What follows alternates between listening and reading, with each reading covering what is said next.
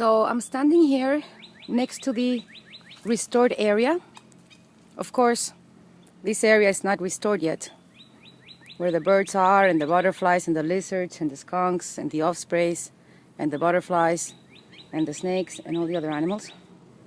Here is a famous wetland area that Gary and his team used as an excuse to further restore the beach.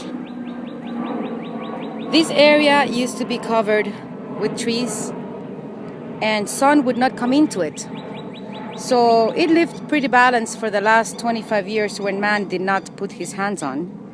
But now that they took the trees and the sun is hitting it, you can see the typical effect of excess organic material combined with a hot environment, and this algae just started growing there, covering the pond and depleting it of oxygen. Believe it or not, there's soft shell turtles living, or they were at least, in this pond, and there's minnows and water insects and many other things.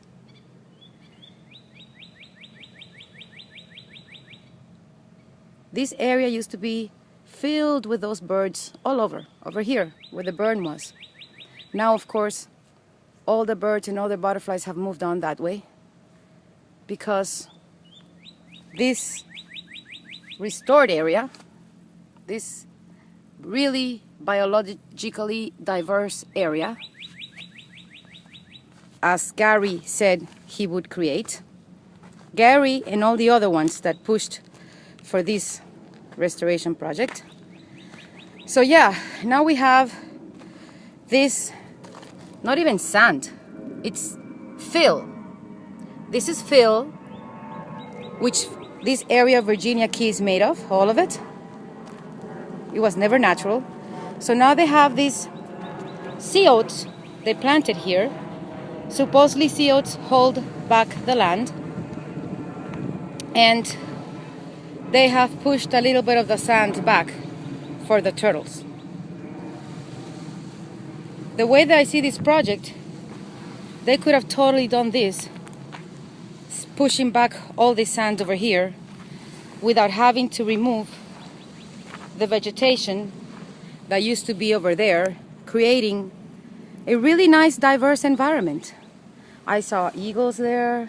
Everybody knows what I'm talking about. The butterflies, the birds, the lizards. It was really an ecosystem that would give a lot of pleasure to everybody. People that would walk, bikers, joggers, children. It was a quite nice natural encounter. But according to the restoration project enthusiasts, this is much better for everyone. As you can see here, you don't hear any noises of birds or anything because there's no way for them to live here. There's no food, there's no shelter. If you want to hear birds and animals, even exotic animals like the skunk and endangered butterflies, cardinal birds, and who knows what else, you gotta go over there in the weeds, in the bad plants that the restoration project wants to remove next year during part 2 of the restoration project. Senseless destruction. In a few months, I'll come back again and look at this pond to see how the shock of having the shade removed has affected the animals, and I'll report on it. Ciao.